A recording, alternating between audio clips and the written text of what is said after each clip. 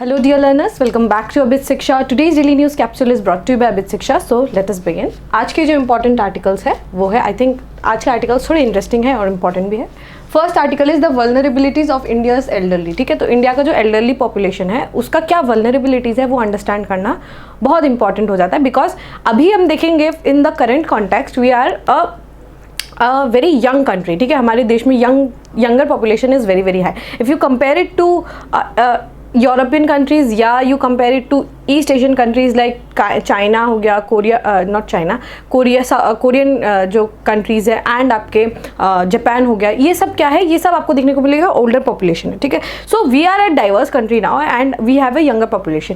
But अगर हम compare करें, अगर हम देखें कि अब धीरे धीरे जो है आपको देखने को मिलेगा कि हमारा पॉपुलेशन जो है उसका एल्डरली का जो संख्या है that is increasing. So that is something that we need to focus upon, we need to ponder upon. ठीक है, वो बहुत इंपॉर्टेंट टॉपिक है. सेकेंड क्या है, national security advisers of India और यूएस जो है उनका मीटिंग हुआ है ऑन आईसेट. आईसेट जो है अगर आप देखेंगे, आईसेट इज अ प्लेटफॉर्म जहाँ पर इंडिया और आपके यूएस जो है दोनों कंट्रीज साथ में आते हैं and they talk about the critical and emerging technologies. ठीक है, क्रिटिकल एंड इमर्जिंग टेक्नोलॉजीज क्या क्या है, क्या मिनरल्स होते हैं, ये सब हमें जानना बहुत important. The dynamicity of the relationship between India and US is very very very very very important. और अगर हमें इंटरनेशनल रिलेशन समझना है एंड अगर हमें specially with respect to US समझना है हमारा रिलेशनशिप, तो इसमें आईसेट का जो रोल है ये एज अ प्लेटफॉर्म ये बहुत इंपॉर्टेंट हो जाता है. तो I think this news in today's newspaper is the most important topic जिसको हमें अच्छे से कवर करना होगा. ठीक है, third is Vishnu Rabha award to Dharmeswar Nath and Durlabh Bhattacharya. ये हमें ये एक फैक्चुअल न्यूज़ है but very important, very prestigious award जो है ये आसाम के स्टेट में दिया जाता है. तो ये हम लोगों को ये आना होगा. ठीक है, सो एक एक करके सारे टॉपिक्स को कवर करते हैं. The vulnerabilities of India's elderly. So again मैंने जैसे आपको समझाया कि इंडिया का जो पॉपुलेशन है ये एक यंगर पॉपुलेशन है. अगर हम कंपेयर करें to Japan, to Korea, to Italy, to Germany, कोई भी कंट्री आप देख लेंगे, कोई भी डेवलप अगर आप सोसाइटी देखेंगे तो their population is mostly elderly. On contrast India का पॉपुलेशन जो है it is mostly a younger population like the जिसका 15 से लेके 40 का जितना एज का ग्रुप के लोग हैं they are on a much larger number in comparison to जो 60 प्लस है. बट नाउ द पॉपुलेशन जो ये जो वेरिएशन है, जो डेमोग्राफिक डिविडेंड हम जिसको बोलते हैं, उसमें हमें थोड़ा चेंजेस देखने को मिल रहा है. वाई? बिकॉज एल्डरली पॉपुलेशन जो है वो इंक्रीज हो रहा है और जैसे जैसे एल्डरली पॉपुलेशन इंक्रीज होगा तो उनका वल्नरेबिलिटीज भी जो है इंक्रीज होना वो लाजमी हो जाता है. तो वो धीरे धीरे आपको देखने को मिलेगा कि उनका पॉपुलेशन, उनका संख्या क्योंकि बढ़ रहा है तो उनका जो प्रॉब्लम्स है ना वो भी हमें देखने को मिल रहा है. पहले क्या होता था, people use to get sick और उसके बाद क्या होता था कि उनका unfortunately due to poor health infrastructure हम बोल सकते हैं उनका डेथ हो जाता था. लेट से किसी को अगर पहले होता था कि किसी का अगर इम्यूनिटी अगर कॉम्प्रोमाइज्ड भी है, ठीक है, अगर जैसे किसी को कैंसर है, now we can beat cancer, we can treat cancer, right. But पहले क्या होता था कि अगर किसी को कैंसर हो जाता तो इट वॉज शॉर्ट कि उनका जो है डेथ हो जाना है. But now we can beat cancer, right. उसी तरीके से आप बहुत सारी ऐसी बीमारियां देखेंगे जिनको हम लोगों ने kind of we have delayed. ठीक है, ऐसे नहीं बोलूँगी कि एकदम ही हमने खत्म कर दिया हो, नहीं, बल्कि हमारा मेडिकल जो इंफ्रास्ट्रक्चर है वो इतना इम्प्रूव हुआ है और हमने इतना फोकस किया है रिसर्च डेवलपमेंट में कि अब क्या होता है कि हमने जो वो जो डेथ का जो समय है ना, लेट्स से किसी का एवरेज ईयर ऑफ डेथ अगर हम सोचे कि इट वाज 75 और 80 years, now we have delayed it और वो अब 90 तक भी जो है 80-90 तक भी जो है वो रह पाते हैं. Why? Because of good medical condition. So अगर उनका जो डेथ अगर हम उसको डिले कर रहे हैं तो उसका ये मतलब है कि एक सर्टन सेट ऑफ पॉपुलेशन भी है, वो क्या है, अब because they are older population so they have to be dependent upon their offsprings, जो भी उनके बच्चे होंगे उन पर वो डिपेंडेंट रहते हैं. तो अब क्या है, क्योंकि the world is very fast moving also, ठीक है, दुनिया जो है बहुत फास्ट मूविंग है. so now they are an elderly population who has just let's say कि अभी उन्होंने जस्ट एक कैंसर को डिफीट किया है.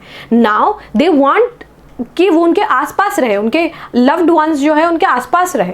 But now what is happening is कि इतना फास्ट मूविंग सोसाइटी है कि देयर मे बी देयर उनके जो बच्चे हैं, उनके बच्चों के जो स्पाउसेस है वो मे बी बहुत वर्किंग हो, ठीक है, उनके कोई बच्चे भी ना हो, उन्होंने ये सोचा होगा कि अभी हम थोड़ा अपना जो है ऑफस्प्रिंग जो है हम ना निकालते, तो उनके पास कोई भी नहीं रहता, तो ये लोनली भी बहुत हो जाती है, पॉपुलेशन जो है ये काफ़ी ज़्यादा लोनली भी हो जाता है। And unfortunately in India also there are certain people जो अपने घर से अपने पेरेंट्स को जो है वो निकाल देते हैं and they don't want to be associated with them, so वो अब जो है वृद्धाश्रम जो है वगैरह चले जाते हैं, या फिर वो the position becomes very very vulnerable, बहुत खराब जो है उनका पोजीशन जो है वो हो जाता है। सो इसीलिए हमारे लिए बहुत इंपॉर्टेंट होता है कि एक safety net to those elderly population, एक सेफ्टी नेट होना चाहिए, एक स्कीम होना चाहिए जिसमें हम पर्टिकुलरली उस टाइप के आपके लोगों को कैटर करें जिनको इसकी सख्त ज़रूरत है, ठीक है। It's a very very real issue जो यहाँ पर डील किया गया है ना, it's a very real issue and हमें अभी भले उतना ज़्यादा ना देखने को मिले, लेकिन आते हुए समय में ना आप जब देखेंगे कि लेट्स से 20-25 साल बाद और आप देखेंगे तब क्या देखेंगे कि elderly population would have become a much more number, ठीक है, बहुत ज़्यादा नंबर हो जाएगा एल्डरली पॉपुलेशन का in comparison to the younger population. Why? Because we have delayed the death, जो नेचुरल डेथ होना था उसको हमने डिले कर दिया, तो उसकी वजह से आपको पॉपुलेशन जो है वो काफ़ी ज़्यादा देखने को मिलेगा। एजिंग पॉपुलेशन बहुत ज़्यादा है, उसके बहुत सारे जो है थ्रेट्स भी है, ठीक है, बहुत लॉन्जेविटी जो है वो भी हमने बढ़ा दिया। Why? Because of again improved medical conditions, ठीक है। अगर एक रिपोर्ट देखें लासी का, that is longitudinal ageing survey जो हुआ था, इसमें क्या बोला गया, about 20% of the elderly population experience each of these vulnerabilities. There are 4 vulnerabilities, यहाँ पे 4 वल्नरेबिलिटीज के बारे में बात किया गया है। एक क्या है, डेली लिविंग का एक जो वल्नरेबिलिटीज है कि कैसे किस तरीके से रहेंगे। मल्टी मॉर्बिडिटी मतलब कि उनको एक ही इंसान में 3-4 बीमारियां, लेट्स से डायबिटीज़ भी है और साथ ही घुटने में भी दर्द है और साथ ही चलने में भी दिक्कत है और फिर स्पाइन में भी इंजरीज है, तो ये मल्टी मॉर्बिडिटी है, मतलब बहुत सारी बीमारियां एक साथ है। Poverty it's very real issue and absence of any income, ठीक है। ये चारों जो है 4 वल्नरेबिलिटीज़ है, क्या क्या है, पहला है daily living, multi morbidity, poverty and absence of any income. Absence रहता है, कोई पैसे कमाने का कोई जरिया नहीं होता, तो वो एब्सेंस रहता है। सो यहाँ पर क्या है कि ये जो रिपोर्ट आया गया ना, इसमें ये बोला गया कि 20% जो जनता है ना एल्डरली पॉपुलेशन, उनमें उन 20% में एटलीस्ट मतलब उन 20% जनता को इन चारों में से कोई एक वल्नरेबिलिटी होता है। इधर it can be multi morbidity, daily living, poverty और absence of any source of income. So ये आपको देखने को मिलेगा। और एल्डरली पॉपुलेशन जो है ना वो क्या होगा, ये मिड सेंचुरी में 2050 तक 319 मिलियन हो जाएगा बाय मिड सेंचुरी, और वो 3% के अराउंड में ग्रो करेगा हर साल, ठीक है। The group will be feminine with sex ratio of 0.16 female per 1000 males. Further 54% of elderly womens will be widow. ये बहुत दिक्कत है, एक तो विडो भी होंगी, उनका हस्बैंड भी नहीं रहेगा, और एल्डरली भी होंगे, तो बहुत सारी दिक्कतें जो है उनके साथ आ जाएंगी, ठीक है। और विमेन का संख्या जो है यहाँ मेन के कंपैरिजन में ज़्यादा रहेगा। While 6% of the elderly man live alone against 9% of the female counterparts. मतलब जो एल्डरली फीमेल होती है वो ज़्यादा अकेले रहती है, और ज़्यादा क्योंकि उनका एक्सपेक्टेंसी ज़्यादा रहता है एज कंपेरिजन टू मेल, तो वो उनका जो है यहाँ पर प्रॉब्लम होना बहुत ज़्यादा इंपॉर्टेंट है। और यहाँ पर और कुछ डेटा बेसिस दिए गए कि बहुत जो है हेल्थ स्टेटस जो है बहुत पुअर रहता है। पॉपुलेशन जिनका 45 और अबव है, 75% of elderly population are victim of 1 और मोर क्रॉनिक डिजीजेस। कुछ भी क्रॉनिक डिजीज मैंने जैसे आपको बताया, एजमा हो गया या उनको ट्यूबरक्लोसिस है, ऐसे टाइप के बहुत सारे क्रॉनिक डिजीज जो है उनको होते हैं। 40% of those ages 45 are above 1 और अदर डिसेबिलिटी। कोई भी एक डिसेबिलिटी हो सकता है, मे बी उनके आंखों की रोशनी कम हो गई होगी, तो ये सब डिसेबिलिटी ही होता है, ठीक है। सो ग्लोबल बर्डन ऑफ डिजीज भी होता है, जैसे कोविड जैसा अभी कुछ स्ट्रेन आ गया। सबसे ज़्यादा इम्यूनिटी किसका कमज़ोर है, एल्डरली पॉपुलेशन का, तो वो बीमार भी बहुत जल्दी हो जाते हैं। यहाँ पर भी सेम ही बात थी, यहाँ पर और भी डेटा सेट जो है आपको दिए गए, ठीक है। तो यहाँ पर क्या है कि हमें क्या करना चाहिए, ठीक है। एक तो यहाँ पर बहुत सारे एडवर्सिटीज़ है, उनको कैसे टैकल करना चाहिए, प्रोटेक्शन मेजर जो है हमें लाना चाहिए, और वेलफेयर का कुछ स्कीम जो है उनके लिए लाना चाहिए। और साथ ही अगर कुछ लीगल काम है, जैसे कुछ लीगल अगर कुछ काम है, तो उसके लिए हमें उनको कंसेशन वगैरह देना चाहिए और उनका ध्यान रखना चाहिए। एक्चुअली एल्डरली पॉपुलेशन का जो है उनका ध्यान रखना चाहिए, उनका मन को खुश रखना चाहिए। कुछ ऐसे एक्टिविटीज़ जो है आसपास होते रहना चाहिए जिनसे उनका जो है दिल बहला रहे, और साथ में अवेयरनेस भी होना बहुत ज़्यादा इंपॉर्टेंट है यहाँ पर, ठीक है। सो यहाँ पर जो है आपको ये सब हम कुछ कर सकते हैं। एंड ऑल्सो एक सेफ्टी नेट जो है स्कीम की हमने बात की वो तो है ही है, साथ ही अगर हम किसी तरीके से उनको मेन स्ट्रीम की जो पॉपुलेशन है उनके साथ अगर हम उनको अच्छा फील करवाएं, मे बी हम लोग कुछ NGOs के साथ कोलैब करके एल्डरली पॉपुलेशन के लिए हम कुछ कर सकते हैं, जैसे हम यंग पॉपुलेशन के लिए करते हैं, they are also second children only, right. So उनके लिए अगर हम कोई NGO के साथ कोलैब करके, अगर गवर्नमेंट किसी NGOs के साथ कोलैब करके अगर कुछ अच्छा कर सकते हैं, सो वो आपको देखने को मिलेगा कि ये बहुत पॉजिटिव रिजल्ट जो है आपको देखने को मिलेगा, ठीक है। सो ये टॉपिक बहुत इंपॉर्टेंट है और बहुत हाई चांसेस है कि आपको पूछे, बिकॉज जो कमीशन रहता है ना एग्जामिनेशन का, वो लोग वल्नरेबल सेक्शन पे बहुत ज़्यादा फोकस रखते हैं, ठीक है। तो वल्नरेबल सेक्शन पे बहुत ज़्यादा फोकस होने के कारण आपको ये टॉपिक आना चाहिए अच्छे से। आपको मैंने बहुत सारे डेटाज दे दिए, आप यहाँ से नोट डाउन कर सकते हैं, ठीक है। चलिए नेक्स्ट टॉपिक देखते हैं। नेक्स्ट टॉपिक है NSA ऑफ इंडिया, मतलब जो नेशनल सिक्योरिटी एडवाइजर्स है, बोथ इंडिया एंड US के जो है, ये आप देख सकते हैं, he is mister adviser Jake Sullivan, ठीक है। He is the national security adviser of USA, ठीक है। सो ये लोग आए हैं कि ISET के ऊपर, बट अभी तक उन्होंने जो पन्नून जो है, he was a Khalistani leader, उनके ऊपर कोई भी बात नहीं की है, बल्कि उन्होंने ISET जो है उसके ऊपर बात की है, ठीक है। सो हम लोग देखते हैं जो ये आपको देखने को मिलेगा कि जो नेशनल सिक्योरिटी एडवाइज़र है अजीत डोवल और उनके counter part that is US के जो है, वो लोग जो है मिले हैं साथ में, और उन्होंने critical initiative on critical and emerging technologies के ऊपर बात की है, ठीक है। सो क्रिटिकल टेक्नोलॉजीज़ क्या होती है, मैं आप लोगों को समझाती हूँ। देयर आर सर्टेन थिंग्स, या फिर आप ऐसे समझ सकते हैं, कुछ टेक्नोलॉजीज़ होती है, ठीक है, कुछ टेक्नोलॉजीज़ होती है बहुत क्रिटिकल होते हैं।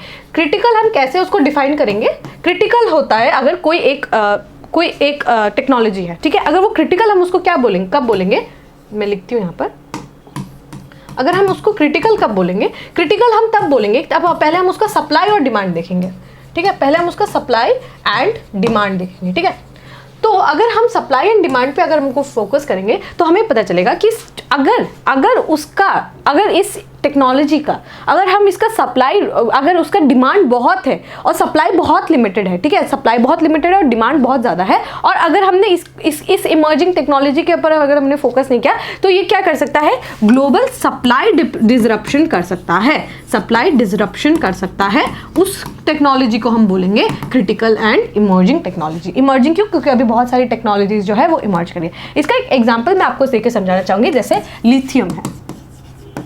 लिथियम आपके पता होगा, लिथियम जो होता है, लिथियम से हम बैटरीज बनाते हैं, राइट। सो बैटरीज जो होती है ये बहुत ज़्यादा इंपॉर्टेंट होता है। जैसे कुछ भी आप ले लीजिए, सब में कुछ ना कुछ बैटरी रहता है। आपका फ़ोन है, आप जिससे आप अभी ये वीडियो देख रहे हैं, उसमें भी लिथियम का जो है कुछ ना कुछ कंपोनेंट रहेगा। लैपटॉप्स में लिथियम रहता है, आपके फ़ोन में लिथियम रहता है, हर जगह पर लिथियम का जो बैटरीज है वो बनेगा। अब देखिए, लिथियम इतना इंपॉर्टेंट है, आपके ऑटोमोबाइल्स में जाएगा, आपके कार्स में, ट्रक्स में, एंड आपके जितने भी जो भी चीज़ है, आपके फ़ोन्स, एवरीडे यूज़ में लिथियम का कुछ ना कुछ कंपोनेंट्स रहता है। तो अब अगर क्योंकि कंपोनेंट्स रहता है तो उसका डिमांड बहुत है, राइट। और लिथियम से हम अगर बैटरीज बनाते हैं तो उसका डिमांड बहुत है। तो अभी अगर हमने गलती से, अगर किसी देश ने अगर उसने सप्लाई करना बंद कर दिया, लिथियम भी तो कहीं से एक्सट्रैक्ट ही कर होंगे, अगर सप्लाई कम हो गया तो अगर सप्लाई कम हो गया और डिमांड बहुत ज़्यादा है तो क्या हो जाएगा? सप्लाई चेन का डिसरप्शन हो जाएगा और उसके वजह से ग्लोबल इंपैक्ट पड़ेगा। तो इसीलिए हम लिथियम को एक क्रिटिकल मिनरल के रूप में देखते हैं। सेम टेक्नोलॉजी के रूप में भी जाता है। टेक्नोलॉजी जैसे सुपर कंडक्टर्स बनाने का टेक्नोलॉजी, वो तो टेक्नोलॉजी है, राइट। तो वो सुपर कंडक्टिंग अगर हम कोई टूल बनाते हैं तो वो क्या है? एक टेक्नोलॉजी है। अगर उसका टेक्नोलॉजी अगर हम लोग एक्सेस नहीं कर पाए और उसका सप्लाई का डिमांड बहुत है लेकिन हम सप्लाई नहीं करा पा रहे, तो क्या होगा? अगेन सप्लाई चेन का डिसरप्शन होगा, तो उससे लोगों को इंपैक्ट पड़ेगा। So super conducting technology is a critical and emerging technology, and ये क्या है? Lithium is a critical mineral, ठीक है। क्रिटिकल मिनरल होता है, रेयर अर्थ मिनरल होता है, बहुत टाइप के डिफरेंशिएशन जो है आपको देखने को मिलेगा। यहाँ तक आई होप आपको क्लियर हुआ। तो इंडिया और USA का एक इनिशिएटिव है जहाँ पर हम लोग initiative on critical and emerging technologies पे हम बातें और डिस्कशन जो है वो करते हैं। This is very very important. Why? Because यहाँ पर ना बहुत बार आपने देखा होगा कि इंडिया अगर कोई इनिशिएटिव लेता है किसी और कंट्री के साथ, बायलैटरल अगर कोई रिलेशनशिप है, तो उसमें क्या होता है? बहुत सारा पेपर वर्क करना होता है। लेकिन यहाँ पर बोथ द कंट्रीज, बोथ आपके राष्ट्रपति जो हमारा PMO है, इंडिया का जो PMO है, एंड वहाँ का जो वाशिंगटन DC है, मतलब न्यू दिल्ली और वाशिंगटन DC, दोनों इसमें एक्टिव इन्वॉल्वमेंट रखते हैं। इसलिए ये जो टेक्नोलॉजी है ना और ये जो प्लेटफॉर्म है ना, इसमें आपको कोई भी रेड टेपिज्म या फिर कोई धीरे धीरे काम, पेपर हम बाबुओं के द्वार में जा रहे हैं और उसके बाद पेपर वर्क साइन हो रहा है, कंप्लीशन हो रहा है, it's not like that. The work is very very fast moving. यहाँ पे बहुत जल्दी जल्दी काम हो जाता है क्योंकि both the countries are very much involve in this programme. I hope आपको समझ में आया होगा। तो यहाँ पर क्या है कि दोनों जो काउंटर पार्ट्स है वो दोनों आकर मिले और उन्होंने डिस्कस किया ऑन आईसेट। लेकिन अभी तक उन्होंने जो पन्नून का जो किलिंग हुआ था, पन्नून का जो केस था खालिस्तानी का, उस पर कोई इन्वेस्टिगेशन जो चल रहा है उस पर कुछ भी बातें यहाँ पर नहीं हुई है, ठीक है। सो यहाँ पर क्या है कि आईसेट जो है, ये आईसेट क्या है, आईसेट को हम लोगों ने मई 2022 में अनाउंस किया था कि दोनों जो कंट्रीज़ है वो साथ में आकर कोऑपरेशन करेंगे, ठीक है। सो यहाँ पर देखेंगे, अगर आप देखेंगे कि उन लोगों ने 6 एरियाज़ को आइडेंटिफाई किया है और नेटो और क्वाड ये सब को भी एक्सपैंड करने की बात की गई है यहाँ पर। और under iCET India is ready to share its core technologies with US and expects Washington to do this same. जैसे हमारे बहुत सारे टेक्नोलॉजीज़ हैं वो भी हम शेयर करना चाहते हैं, वो हम चाहते हैं कि वो भी हमारे साथ बहुत सारी टेक्नोलॉजीज़ को शेयर करें, ठीक है। It aims to collaborate on emerging technologies, critical और इमर्जिंग टेक्नोलॉजीज जैसे एआई हो गया, क्वांटम कंप्यूटिंग हो गया, सेमीकंडक्टर्स हो गया, वायरलेस टेलीकम्युनिकेशन हो गया, इन सब पे हमारा बहुत ज़्यादा फोकस है। यहाँ तक समझ आ गया होगा आई होप आप लोगों को। और फिर यहाँ पर देखिए हम लोगों ने बहुत सारे जो है जैसे MQ-9B द प्रेडेटर ड्रोन्स, ठीक है, हम लोगों ने ड्रोन्स भी बहुत सारे मंगवाए हैं। इफ़ यू रिमेंबर हम लोगों ने $3 बिलियन का जो है ड्रोन्स मंगवाए थे। सो हमारा जो है अगर आप देखें बहुत सारा हम लेवल पे इंटरेक्शन करने की यहाँ पर कोशिश करते हैं, ठीक है। ये जैसे हमने ड्रोन्स मंगवाए थे, सेमीकंडक्टर्स में उनका जो है हमारा एक प्रायोरिटी एरिया है कि इंडिया में हम सेमीकंडक्टर मैन्युफैक्चरिंग प्लांट, जैसे आपको पता होगा कि फॉक्सकॉन जो एक बड़ा कंपनी है इन ताइवान, उनके साथ हमने कोलैबोरेट करने की कोशिश की है। सो वी वांट कि इंडिया में मेक इन इंडिया हो, मैन्युफैक्चर इन इंडिया बने, इंडिया एक मैन्युफैक्चरिंग हब बने। तो we have a very big ambition regarding that कि हमारे देश में मैन्युफैक्चरिंग का जो सेक्टर है, स्पेशली जो इमर्जिंग टेक्नोलॉजी है, उसमें हमारा बहुत ज़्यादा कंसर्न जो है आपको देखने को मिलेगा, ठीक है। सो यहाँ पर हम सेमीकंडक्टर पे हम लोगों ने बात की, फिर हम लोगों ने MQ-9B ड्रोन्स के बारे में बात की, मिनरल पार्टनरशिप, सिक्योरिटी पार्टनरशिप के बारे में हमने यहाँ पर डिस्कशन किए। बहुत सारे लिथियम रिजर्व, आपको पता होगा कि रईसी डिस्ट्रिक्ट में इंडिया में लिथियम हम लोगों को रिजर्व मिला है, तो that is something which is very very important है। और बहुत सारे in not only in India बल्कि साउथ अमेरिका में भी, अफ्रीका में भी हम जाकर कोलैब करके जो है वहाँ पर हम we will try to find the rare earth minerals, हम जो है रेयर अर्थ के मिनरल्स जो है वो उनके साथ we want to collaborate on that thing, ठीक है। और यहाँ पर और उनके साथ हम लोग biotechnology, artificial intelligence, quantum science, ये सब जो क्लीन एनर्जी है, इन सब पे we want to collaborate with India. तो ये सारा जो काम होगा ना, जो भी इमर्जिंग टेक्नोलॉजी है उसके आसपास जो भी चीज़ है, हम सारा ये आईसेट के प्लेटफॉर्म पे करेंगे। इसीलिए आईसेट जो है अपने लिए बहुत ज़्यादा इंपॉर्टेंट हो जाता है। और बहुत सारे एरियाज जो है आपको देखने को मिलेगा, बायोटेक्नोलॉजी हो गया, क्रिटिकल मिनरल्स हो गया, रेयर अर्थ मिनरल्स हो गया, डिजिटल कनेक्टिविटी हो गया, डिजिटल पब्लिक इंफ्रास्ट्रक्चर, जो हमारा G20 का भी विजन था, DPI तो डिजिटल पब्लिक इंफ्रास्ट्रक्चर था, it was in our vision of G20 also. Connectivity increase करना, सब जो है आईसेट के अंदर जो है we want to discuss with USA। Advance जो मटेरियल्स होते हैं उन सब पे भी हमारा फोकस रहेगा। तो this is a very big understanding of iCET. ICET क्या है? एक प्लेटफॉर्म है जहां पर we want to collaborate with USA। ICET का फुल फॉर्म क्या है? Initiative on critical and emerging technologies, ठीक है। सो हम US के साथ यहाँ पर कोलैबोरेट करेंगे। आई होप आपको यहाँ तक समझ में आया होगा। बहुत इंपॉर्टेंट है, बहुत इंटरेस्टिंग है। अगर आपको एग्जाम पे इंडिया US रिलेशनशिप मिलेगा then you have to write about iCET, because this is the one thing जहाँ पर इंडिया और US का कोलैबोरेशन आपको काफ़ी हाई लेवल पर देखने को मिलेगा, ठीक है। सो आई होप आपको ये टॉपिक जो है ये क्लियर हो गया होगा।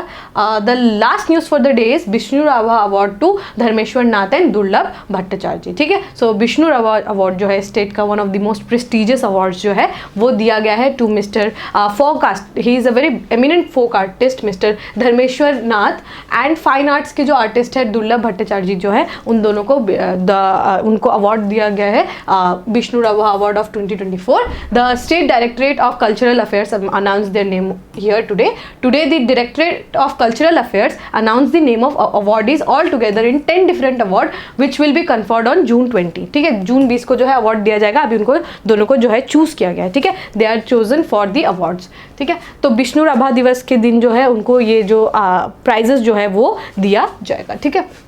according to the statement for the contribution towards the Assamese film industry, veteran filmmaker Anwar Hussain has been chosen for the national level अजान पीर अवार्ड। ठीक है, ये अनवर हुसैन जी को जो है नेशनल लेवल पर अजान पीर अवार्ड जो है वो दिया जाएगा। Further musician Shashwati Bhattacharya ji will be honoured with Geeti Kobi Parvati Prasad Barua award. Teacher and artist Vandana Dutta with Amal Prabha Das award वो जो है दिया जाएगा। Social worker Sunita Changkakoti with Chandraprabha Saikiani Award, literature Dr. Karabi Deka Hazarika with Mamoni Raisom Goswami Award, writer Jayanta Mahadev Bora with Syed Abdul Malik Award, and Taren Chandra Boro with Ahmad Ali Banskandi Award, poet Anis Uz Zaman with Ganesh Gogoi Award, and writer and social worker Jibeshwar Mohan with Raghav Moran award. So बहुत सारे जो है awards जो है यहाँ पर दिए जाएंगे, बहुत सारे अवार्ड्स का जो है यहाँ पे लिस्ट है आप देख सकते हैं। लेकिन इंपॉर्टेंट यहाँ पर मुझे लगता है जो आप लोगों को अच्छे से आना चाहिए, दैट इज़ किनको किनको विष्णु रभा अवार्ड जो है उससे सम्मानित किया जाएगा। तो विष्णु रभा अवार्ड से जो है धर्मेश्वर नाथ जी को, जो कि फोक आर्टिस्ट है, very eminent folk artist, and artist fine arts के जो आर्टिस्ट है मिस्टर दुर्लभ भट्टाचार्य जी, उन दोनों को विष्णु रभा अवार्ड जो है उससे सम्मानित किया जाएगा। This is very very important. I think ये आप लोगों को इंपॉर्टेंट है, आना चाहिए। ठीक है, सो आई होप आपको ये टॉपिक जो है ये क्लियर हो गया होगा। All right. With this, we have come to end of today's Daily News discussion. If you have liked this discussion, don't forget to give a like and write down in the comment section. We will meet in the next discussion. Till then, take care and thank you.